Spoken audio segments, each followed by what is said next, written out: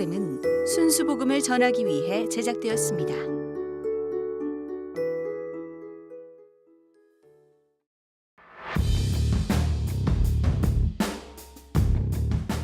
남자와 남자, 여자와 여자, 사랑에 대한 서로 다른 이야기.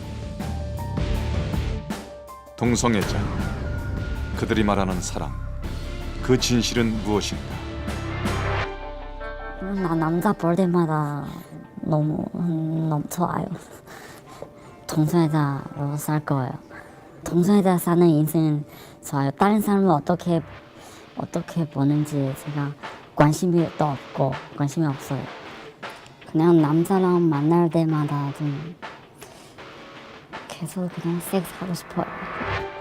제가 이제는 남자와 여자 같이 사는 거 더 힘들다고 생각해요. 동성애는 사랑이 아니에요. 이 사랑이라는 것은 정말 어떤 감정에 있어서도 이렇게 좀 묶여있지 않고 좀 자유로워야 되는데, 동성애자들은 식성 먼저, 또 성적인 거 먼저, 그 다음에 감정 확인하고 어지간하면 연인 관계가 이어지는 거.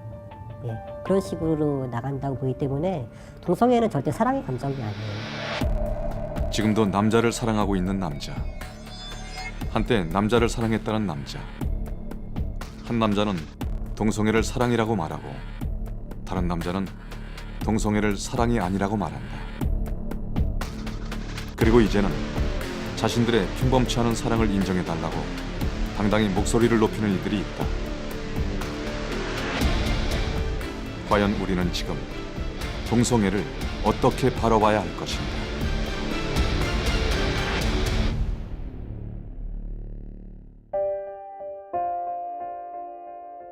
남자와 여자가 만나 서로에게 호감을 느끼고 상대를 아끼고 귀중히 여기는 마음을 우리는 사랑이라 부른다. 하지만 여기 조금은 다른 사랑을 말하는 이들이 있다. 이성이 아닌 동성에게 사랑을 느낀다는 그들. 우리는 그들을 동성애자라 부른다. 지난 2014년 미국의 여론조사기관 갤럽에서 실행한 설문조사가 눈길을 끈다. 바로 동성애자들이 살기 좋은 국가별 순위. 1, 2위를 차지한 네덜란드와 아이슬란드에 이어 우리나라는 전 세계 123개국 가운데 69위를 차지했다. 여전히 동성애에 대한 배타적인 시선이 우월하다는 증거다. 그러나 최근 다양한 미디어들이 동성애자들을 감정적으로 접근하면서 그들이 불쌍한 인권 소외자로 표현되고 있다. 그렇다면 실제 시민들은 동성애에 대해 어떤 생각을 가지고 있을까?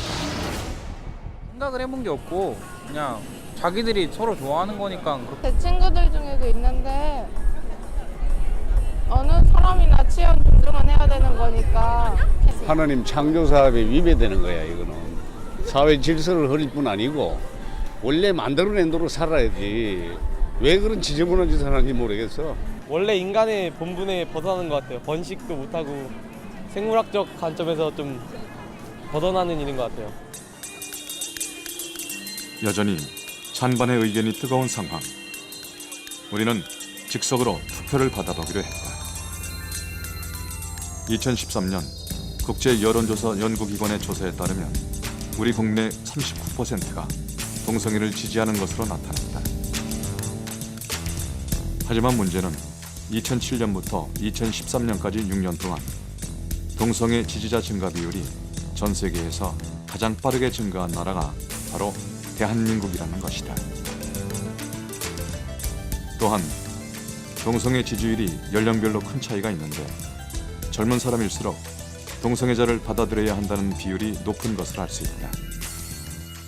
동성애와 또 동성 결혼에 대해서 전반적으로 반대하는 의견이 이제 훨씬 더 많은 편입니다. 그렇지만 최근 이제 갤럽 조사나 조사들에 의하면 동성 결혼에 대한 반대가 더 높고 동성애 자체에 대해서는 사람들이 상당히 이제 무관심한 경향들이 많고 나하고 직접적인 상관없으니까 또 이것이 세계적인 추세니까 그냥 뭐 그러려니 하고 넘어가는 경우가 많습니다.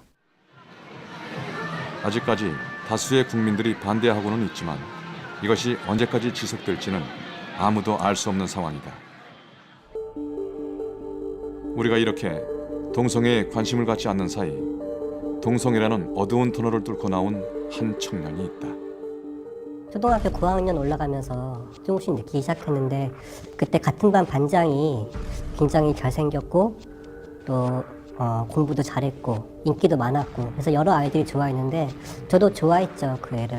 좀 정선적인 감정이 아니다라는 생각을 했었는데 중학교 올라가서는 한 반에 뭐 두세 명을 한 번에 짝사랑하면서 이렇게 성적인 감정들을 느꼈습니다. 그는 과거 자신이 겪었던 동성애에 관한 다소 충격적인 이야기를 털어놓았다. 나는 왜 하나같이 연예인도 그렇고 우리 반에 좋아하는 애도 그렇고 왜 이런 스타일을 또 이 스타일을 좋아할까? 왜 이 스타일의 성적인 욕구를 느낄까? 생각을 했는데 그게 저만 그런 것이 아니라 다른 사람도 그러는 거예요. 근데 그것을 식성이라고 부르더라고요. 식성. 동성애자들 사이에서 통용되는 단어라는 식성. 그것은 지극히 성적인 표현이라는 것. 그러니까 식성이라는 것 자체가 성적인 느낌이에요. 저 사람과 어떻게 하면 내가 어떤 저 사람의 바지를 한번 벗겨보고 싶고 성기를 보고 싶고 관계를 하고 싶고 뭐 그런 성적인 모티브가 그 감정이 거의 다라고 보면 되죠. 그는 다수의 동성애자들이 성관계를 갖는 형태에 대해서도 털어놓았다. 제가 처음 이제 그쪽에 나갔을 때 찐방이라는 곳이 있다는 얘기를 듣게 됐어요. 들어가면은 샤워실이 있고 방들이 여러 개 있고 방들이 열려 있고 또 뭐 큰 방이 있고 거기 사람들이 누워 있다. 그래서 이렇게 어두운데 라이터로 얼굴 비춰서 식성이 되면은 방에 들어가서 관계를 갖는 곳이다. 그렇게 이제 얘기를 합니다. 문제는 그런 행위가 굉장히 불결한 상태에서 행해진다는 것이다. 처음 그쪽에 나간 이제 어린 동성애자들이라든지 그런 애들이 이제 호기심에 찐방 갔다가 그냥 뭐 에이즈를 비롯해서 성병 그냥 줄줄이 걸려 나올 수도 있는 것이고 한 번 가서도 굉장히 위험해요. 나는 동성애자지만 찐방 다니지 않아. 그렇다고 해서 관계가 없는 것이 아니에요. 내 옆에 있는 사람이 찐방 가면은 나도 없는 겁니다, 거기서. 그러니까 나도 찐방 다니는 거나 마찬가지 되는 거죠. 이 성애자들도 율락과 다니지 않느냐 그렇게 비교하는지 모르겠어요. 그렇게 자꾸 물타기를 하는데 이 찐방의 위험성은 말 그대로 에이즈 제조 공장입니다. 그래서 그 한 사람이 찐방을 다니지 않는 사람을 만나서 퍼뜨리는 에이즈 바이러스라든지 가속 성병은 엄청난 거죠. 동성애 폐해에도 불구하고 그는 동성애자들이 늘고 있는 이유가 우리 사회가 지나치게 동성애에 관대하기 때문이라고 했다.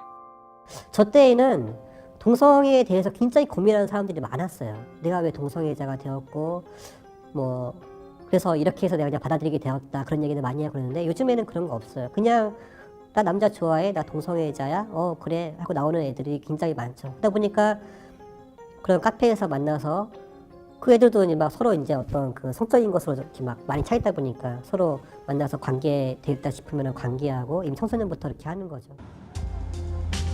사회가 변한 만큼 동성애에 대한 생각도 달라지고 있다. 하지만 그는 동성애는 정상이 아니라고 분명히 얘기하고 있다. 그러니까 요즘 사회적으로 동성애가 정상적이다라고 이제 많이 이렇게 얘기가 되고 미국에서 법안 통과되고 하면서 우리나라에도 그런 영향이 굉장히 많이 끼쳐지고 있는데 동성애는 절대 정상이 아니라는 것 그리고 우리가 동성애자들을 이렇게 형제로 받아들여다 하더라도 동성애를 받아들이는 것은 아니라는 것을 명확히 해야 된다는 것이죠.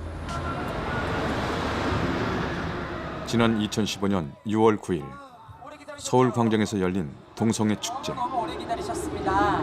오늘이 바로 2015년 퀴어 문화축제 개막식 아닙니까? 저희가 성소수자의 이름으로 공식적인 첫 행사를 개최하게 되었습니다.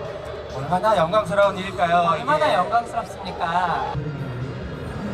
놀라운 것은 동성애를 지지하는 13개 국가의 대표까지 참여해 그들의 축제를 지지한 것이다. Good evening. I'm very honored to be here tonight to represent Sweden and to express our strong support for human rights. Thank you. 자신들의 다름을 인정해달라고 외치는 동성애자들. 과연 그들이 주장하는 것은 무엇일까? 동성애자들이 제일 원하는 것이 뭐냐 하면은 동성애는 정상이라고 인정을 받고 싶습니다. 그래서 이제 거리에 나와서 떳떳하게 동성애를 하는 것을 나타내고 또 많은 사람들이 보는 앞에서 이렇게 퍼레이드도 하고 그러니까 동성애는 정상이다. 동성애는 정상이라고 학교에서 교육해달라. 그리고 이성애하고 동성애를 똑같이 취급해달라는 주장입니다.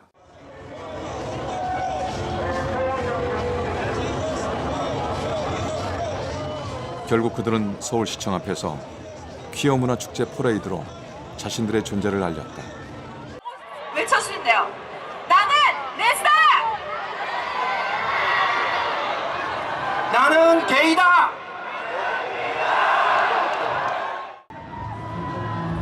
한국에서 열리는 가장 큰 성소수자 축제이자 아시아에서 가장 큰 축제이기도 한 퀴어 문화 축제. 지난해 열린 행사가 벌써 16회째였다. 퀴어 퍼레이드의 기원은 1969년 미국 스톤홀 항쟁이라 불리는 게이들의 폭동에서 시작되었다. 한국에서 첫 행사는 2000년 친구 사이 등의 20여 개 성소수자 단체와 이송희일 영화감독 등의 성소수자 인사가 참여해 연세대학교에서 처음 열렸는데 불과 몇 년 전만 해도 음지에 있던 그들. 그런데 이제는 당당히 세상 밖으로 모습을 드러냈다. 자신들을 스스로 성소수자라 말하며 인권 보호를 주장하지만 그 주장엔 오류가 있다.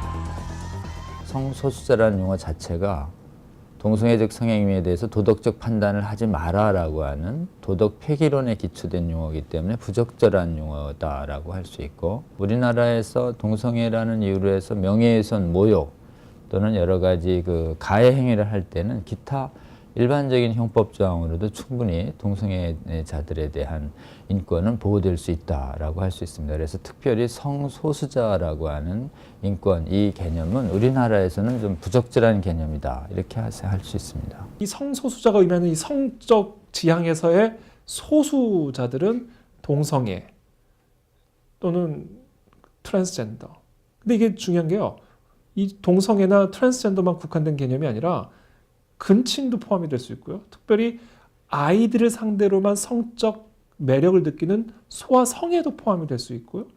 다양한 형태의 이성애가 아닌 그 모든, 그 밖의 모든 성적 성향들이 포함될 수 있는 개념이에요.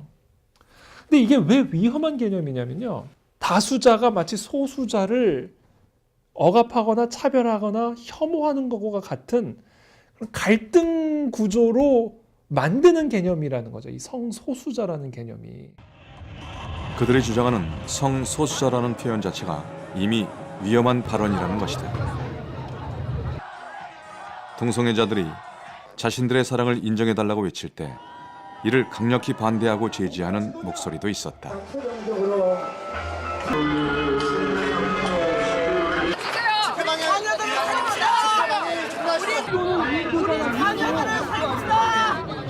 우리 자녀들을 살립시다! 이들은 왜 이렇게 강력히 동성애의 반기를 들고 나선 것일까? 동성애가 사랑이다. 그리고 이제 그때 대표적인 문구 중에 하나가 학문 섹스는 인권이다. 정말 좋단다. 이런 걸 해가지고 표현에 막 붙이고 다녔어요. 단순한 하나의 취향이 아니라 개인의 생명도 정말로 갉아먹고 또 가정도 무너뜨리고 사회를 어렵게 하고, 그리고 우리 자녀들의 다음 세대에 이 정말 건전한 성윤리나 생활에 큰 지장이 있겠구나. 동성애는 한 개인의 성적 취향을 넘어 창조 질서를 파괴하고 가정을 해체시키는 위험한 논리라는 것이다.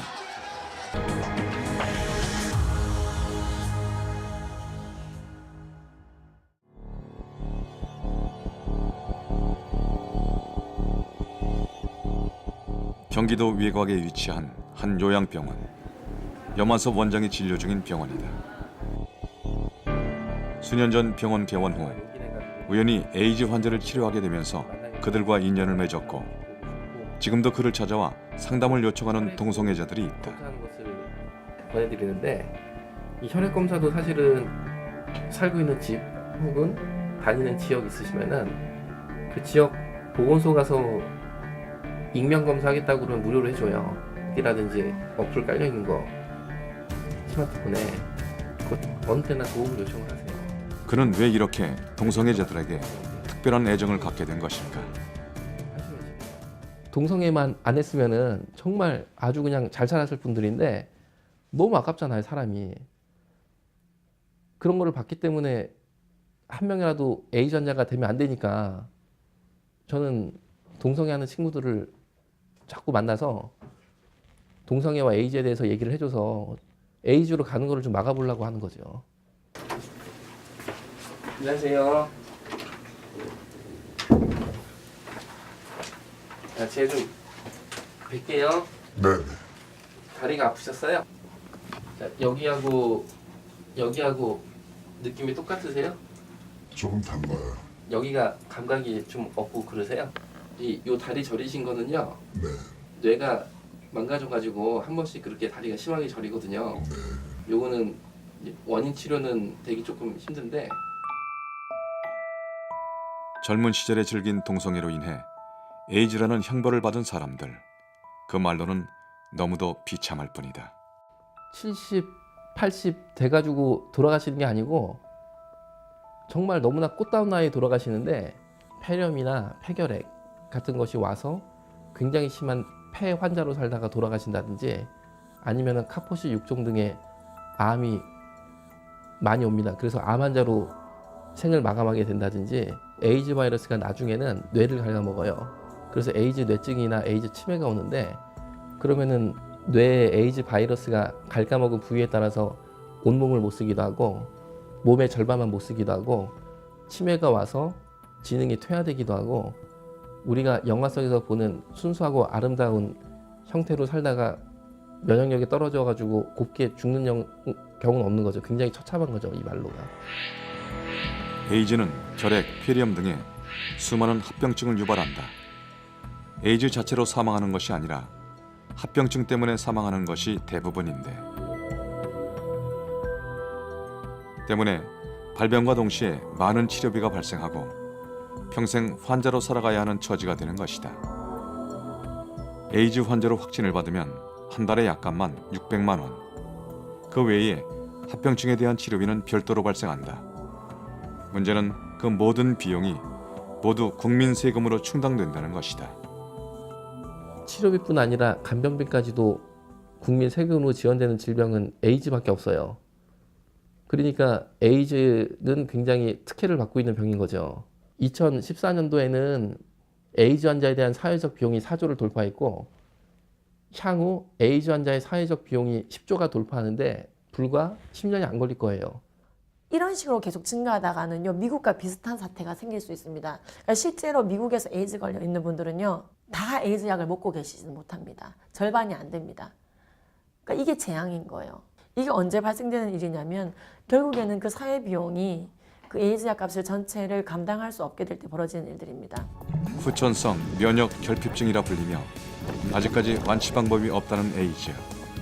물론 동성애가 에이즈의 원인은 절대 아니다. 하지만 에이즈의 주 근원지가 동성애임은 분명하다는 사실. 질병관리본부가 발표한 2014년 에이즈 환자 발생 추이를 보면 남자가 약 92%로 압도적인 비율을 차지하고 있다. 이 수치가 의미하는 것은 무엇일까? 우리나라의 에이즈 감염자의 92%가 남자입니다. 92%가 남자라는 뜻은 뭡니까? 올해도 92% 남자, 내년에도 92% 남자. 그럼 뭐 남자가 남자에게 성관계한 겁니다. 실제로 감염 경로를 분석한 결과 역시 99%가 성접촉이었다고 응답했다. 우리가 알고 있는 혈액제제나 수혈에 의한 감염은 각각 2005년과 2006년 이후 단 한 건도 보고된 사례가 없다. 검색을 해보면 대표적인 오답 중에 하나가 에이즈는 바이러스입니다.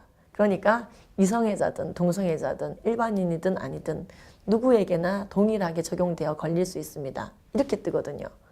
그러니까 이론적으로야 맞죠. 뭐 에이즈 바이러스가 눈이 붙어 있어가지고 동성애자한테만 들러붙고 이성애자를 보면은 쫓아가지 않고 그런 건 아닙니다만 감염 경로는 뻔하다는 거죠. 나는 정말 딱 한 번 남성과 위험한 학문 성행위를 했습니다. 근데 내가 왜 에이즈에 걸린 겁니까? 이런 분들이 사례가 있다는 거죠. 이것이 무엇이냐면 이 횟수도 중요하지만 얼마나 그것이 위험하냐, 위험한 정도가 중요하다는 겁니다. 보건적인 측면에서 동성애는 에이즈를 유발할 수 있는 위험한 행동이다. 그런데 왜 그들은 동성애에서 벗어나지 못하는 걸까? 단연간 에이즈 환자를 돌봐온 염 원장은 동성애는 성중독이기 때문이라고 말한다. 실제 있었던 일을 말씀드리면은 이 환자분이 반신마비가 있어서 지팡이를 짚고 이렇게 이제 걷는 분이에요. 그런데 그분이 처음 입원해서 병실로 오셨는데 마음에 드는 남성을 본 거예요. 그런데 성관계를 하는 게 하루가 안 걸려요. 그날 바로 해버려요. 회진을 도는데 이불이 머리끝부터 발끝까지 뒤집어 쓰고 있는데 앞만 봐도 혼자가 아닌 거예요. 앞만 봐도. 너무 큰 거 이게. 그래가지고 이걸 이렇게 보니까 두 남성이 만나자마자 성관계한 걸 알게 된 거죠. 그래서 두 분을 성관계를 못 하겠어요. 그 왜 못 하게 하냐면은 두 종류의 서로 다른 에이즈 바이러스가 만나게 되잖아요. 성관계를 통해서. 그럼 변이종이 생겨요. 돌연변이가 생겨요. 그럼 이 돌연변이 바이러스가 생기면 둘 다 다시 감염돼요. 에이즈에. 죽는다 진짜 이러면. 돌연변이 바이러스 생기시면 큰일 난다고. 그러시면 안 된다라고 말씀을 드렸는데, 그러니까 이번에는 화장실에 가서 둘이 성관계를 하는 거예요. 그런 이유로 에이즈 환자들이 입원했던 병실엔 다른 병실에서는 볼 수 없는 특별한 조치가 취해졌다고 한다. 하단을 한 20cm 정도 자르자, 밑에를. 그러면 다리만 보이거든요.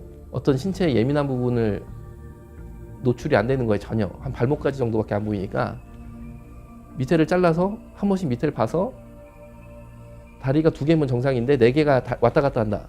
그럼 이거는 비정상이니까 문을 열고 들어갈 수 있게끔 문고리를 밖에 해놨어요. 동성애는 이성애랑은 굉장히 틀린 거고 성중독이에요. 못 참아요.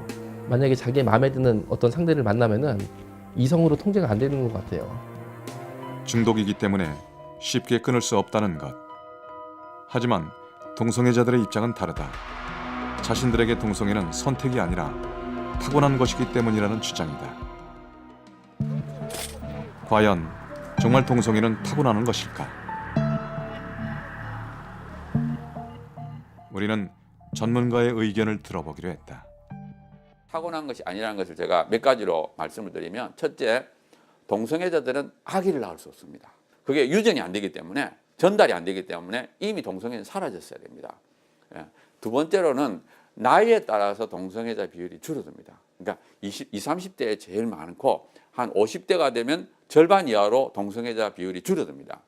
만약에 동성애 유전이라면 자기 몸 안에 동성애 유전자가 있어서 20대에 동성애 하게 만들었다면 50대에도 하게 만들어야 돼요. 근데 유전자는 안 변하거든요. 근데 20, 30대는 많고 50대는 절반으로 준다는 뜻은 이거는 유전자 때문이 아니라는 걸 알 수 있고요. 또 한 가지는 어디서 자랐느냐에 따라 달라집니다. 예를 들어서 청소년기 14세에서 16세를 대도시에서 자란 사람은 동성애자는 높습니다. 사실 그간 서구 사회에서는 동성애가 유전이라는 논문이 발표된 적이 있다. 1993년 동성애자였던 해머 박사는 사이언스지에 동성애 유전자가 있다는 사실을 발표했다. 2명의 남성 동성애자 형제가 있는 40가개의 X 염색체를 조사하여 XQ28과 남성 동성애 사이에 높은 상관관계가 있다고 발표했던 것. 인류 잡지에 나왔죠. 언론이 또 대서특필했죠. 그러니까 일반인들은, 과학을 모르는 사람은 드디어 동성애 유전자 발견됐다, 이렇게 오해를 하게 됐어요. 그리고 2005년도에 가서는 그 해머를 포함한 연구팀이 좀 많은 사람을 해요. 그러니까 1993년도에는 한 40명을 했다면 2005년도에는 한 450명, 11배 정도 이렇게 해서 조사를 해보니까 XQ28하고 동성애는 관련이 없었습니다. 그래서 자기들이 논문을 쓸 때 자기들이 1993년도에 있다 그랬는데 지금 없다 그랬다. 그럼 왜 그렇게 됐느냐 하는 거 잘 설명이 되어 있습니다. 그러니까 자기들이 이미 번복을 했어요. 근데 문제는 뭔가 하면 우리나라 인터넷 들어가면은 해머 결과밖에 없습니다. 인간 게놈 프로젝트라는 게 있습니다. 인간의 염색체 속에 유전자가 한 23,000개, 5,000개 된다고 그러는데 그 유전자를 다 밝히면 인간의 모든 행동, 모양, 구조 이걸 다 얘기할 수 있거든요. 동성애에 관여된다고 생각하는 유전자가 23,000개 중에 하나도 안 나왔어요. 동성애 유전자 논란 중에 중요한 연구 중 또 하나는 바로 일란성 쌍둥이의 일치 비율이다. 일란성 쌍둥이는 한 개의 수정란이 두 사람이 됐기 때문에 유전자가 똑같다는 것. 결국 둘 다 동성애자가 되든 둘 다 이성애자가 되든 해야 한다는 것이다. 2010년도에 스웨덴에서 한 7,600명을 했을 때 대략 10%입니다. 일치율이. 그러니까 10명당 1명꼴로 일치하고 9명은 틀려요. 그러니까 모든 선천적인 역량이 동일함에도 불구하고 10명 중에 1명만 일치해요. 그리고 일란쌍둥이는 태어나서는 또 후천적인 역량은 동일합니다. 부모와 환경이 동일하기 때문에. 그래서 선천적인 역량, 후천적인 역량이 동일함에도 불구하고 10%라는 뜻은 선천적인 역량은 10%가 훨씬 안 된다는 뜻이거든요. 그러니까 확실히 동성애는 선천적이 아닙니다. 동성애가 절대 타고난 것도 아니라는 것. 그렇다면 왜 그들은 동성애에 빠지는 걸까?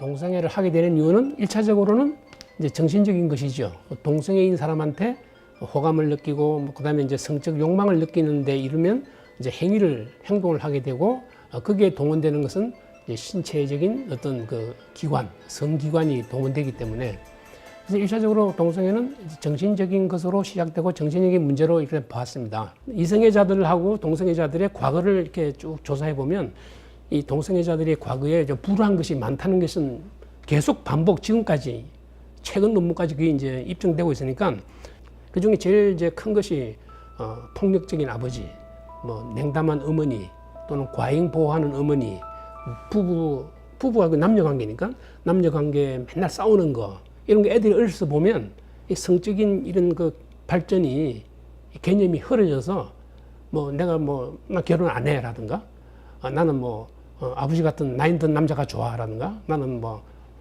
나이 어린 여자가 좋아 이런 여러 가지 우리 다양한 그 말하자면 자기 짝을 선택할 때 이제 그 결정이 된다고 보거든요.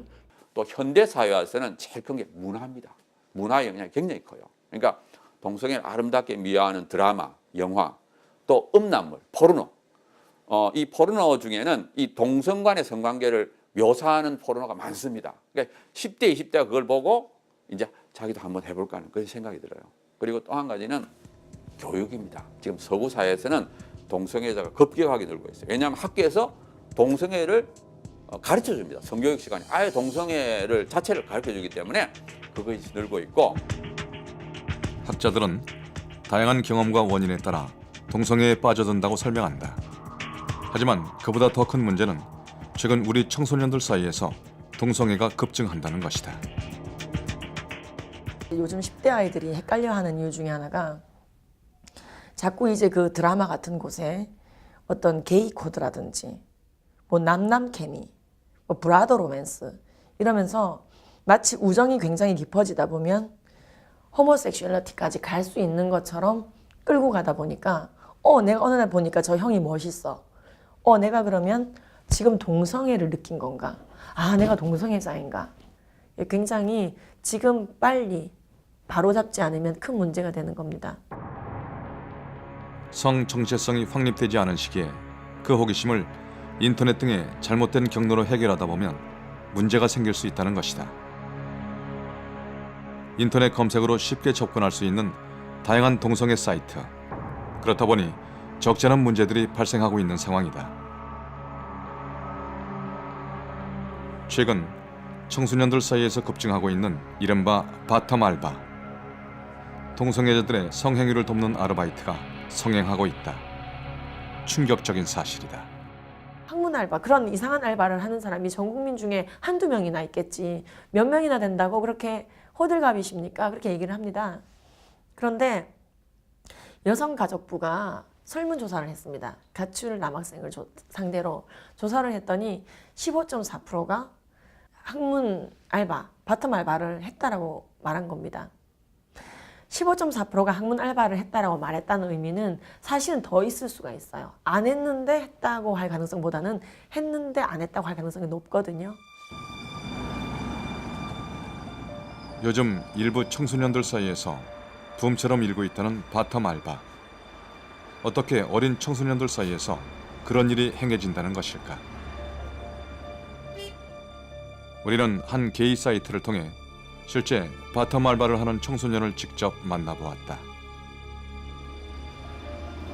지금 나이가 어떻게 돼요? 지금은 18살이. 18살? 네. 그럼 18살이면 지금 현재 하고 있는 일이 학생이죠. 학생이에요? 네. 고등학생? 네. 오늘 우리가 만나려고 했던 게 사실 이제 흔히 말하는 바텀 알바잖아요. 네. 누가 봐도 앳된 고등학생. 역시나 이 학생도 인터넷 사이트를 통해 이 일을 처음 접했다고 했다. 좀 더 자세한 이야기를 들어보기로 했다. 이 알바를 하면은 얻는 대가가 비용이 뭐 어느 정도 돼요? 보통? 네, 보통 이제 성기를 이제 입으로 이제 하거나 그런 건 한 2만 원에서 3만 원 정도 하고, 이제 직접 장소가 있는 곳에서 관계를 하게 되면은 한 5만 원에서 한 6, 7만 원 정도? 1시간 정도면은 다 끝나니까 시급으로 치면은 돈도 많이 받고. 네. 그런 경우는 주로 어떤 장소에서 이루어져요? 주로 여기서 알바를 하는 사람 집에서는 거의 이루어지진 않고요. 대부분 성을 사는 사람이 직접 장소를 제공하죠. 모텔이라던가 자신의 집이라던가. 모텔 같은 경우는 남자들끼리 출입이 가능한가요? 모텔 같은 경우는 이제 남녀 간에는 둘 다 성인이어야 되고, 이제 동성 같은 경우에는 이제 한 명만 성이면은 같이 출입 가능하더라고요. 그러면 우리 친구 주변에 혹시 친구처럼 바텀 알바를 하는 친구가 혹시 있나요? 제 주변에도 한 3명 정도 있는 것 같아요. 충격적인 증언이었다. 하지만 문제는 이 행위의 위험성에 대해 정작 당사자들은 전혀 인지하지 못하고 있다는 것이다. 그런 성교육 시간이 있나요? 네. 에이즈에 대해 다루는? 아니요. 저희는 성병 같은 경우에는 다룬 적이 없어요. 다룬 적이 없어? 교육받은 적이 없다? 네, 지금 고등학교 2학년 올라가는데 정말 초등학교부터 고등학교까지 성병에 대해서는 그렇게 수업을 받은 적이 없어요. 에이즈에 대해서 생각은 해봤는데 걸리지 않은 상대방하고 그냥 지속적으로 만나는 게, 네, 그래서 걸릴 확률도 좀 낮다고 생각하고, 설마 내가 걸리겠어 이런 것도 있고. 설마 내가 걸리겠어 하는 마음을 지금 본인이 갖고 있는 거예요? 네. 누구나 다 그렇지 않을까요? 설마 내가. 사실 우리나라 중고등학교에서는 2000년 전까지만 해도 동성애와 에이즈의 연관성에 대해 자세히 기술하고 교육시켰다. 동성애가 에이즈를 유발하는 행동임을 정확히 명시하고 가르쳤지만 2001년 국가인권위원회법이 제정되면서 인권을 이유로 모두 삭제되었다. 현실이 이렇다 보니 놀랍게도 2000년 이후에 우리나라 청소년 에이즈 환자가 급증한 결과를 낳았던 것이다. 대체 이 심각한 사태를 우리는 어떻게 해결해야 하는 것일까? 우리나라 질병관리본부가 말해주지 않잖아요. 말해주고 있지 않기 때문에 무지해지는 거죠. 굉장히 심플해요. 다시 이제 교과서에 동성애적 행위가 에이즈를 유발한다라는 내용을 99년도 또는 90년대 교과서처럼 다시 실어주시고, 보건국에서도 이걸 딱 부러지게 말해주고 국민을 교육하면 이건 예방이 중요하기 때문에 많이 예방이 되어진다고 보는 겁니다. 이처럼 동성애로 인한 높은 에이즈 유병률에도 시민들의 대부분은 이를 듣지 못하고 있다. 과연 그 이유는 무엇일까?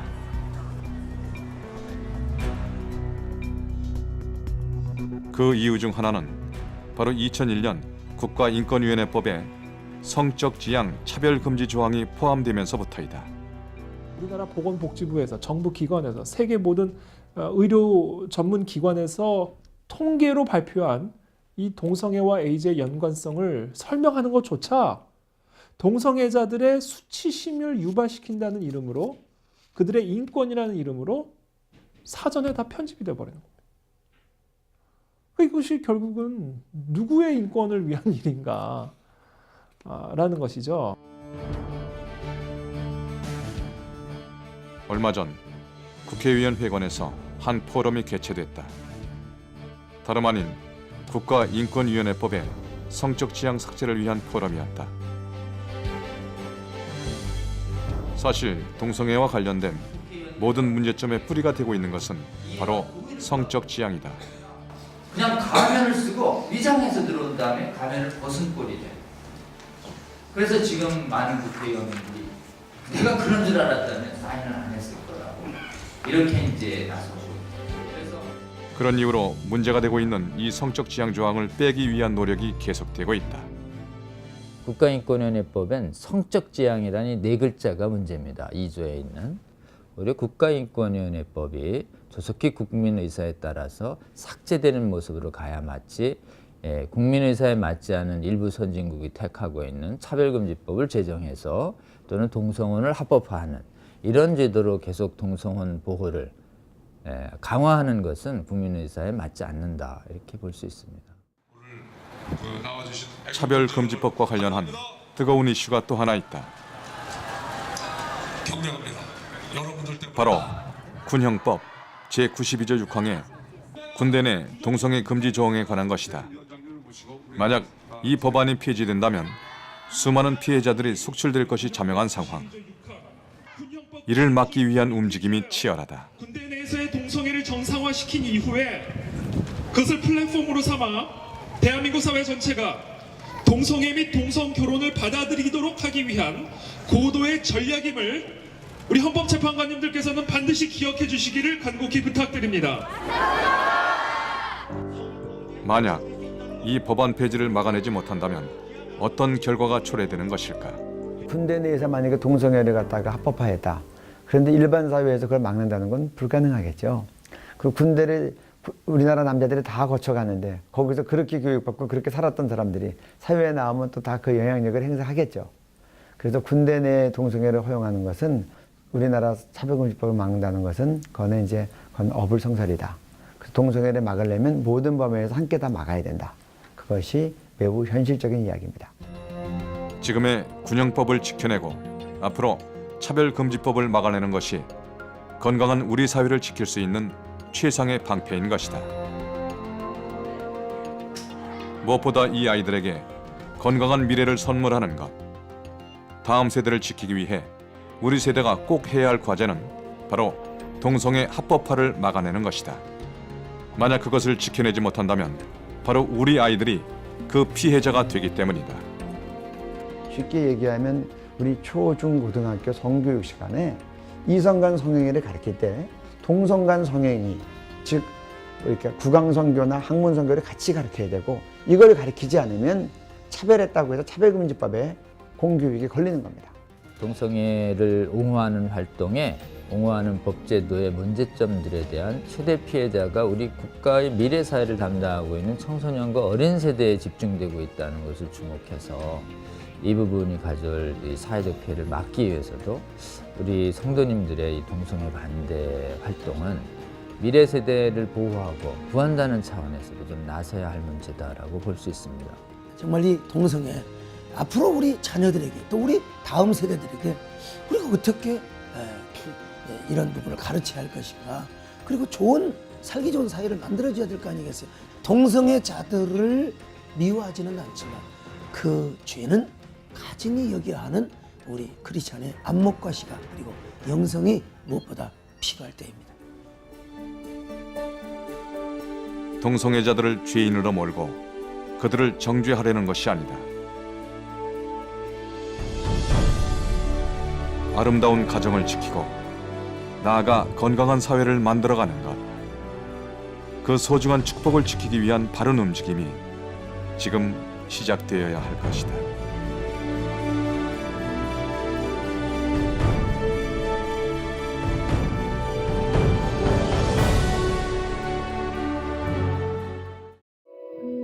이 방송을 보시고 영상선교에 참여하실 분은 ARS 060-800-1111번을 눌러주세요.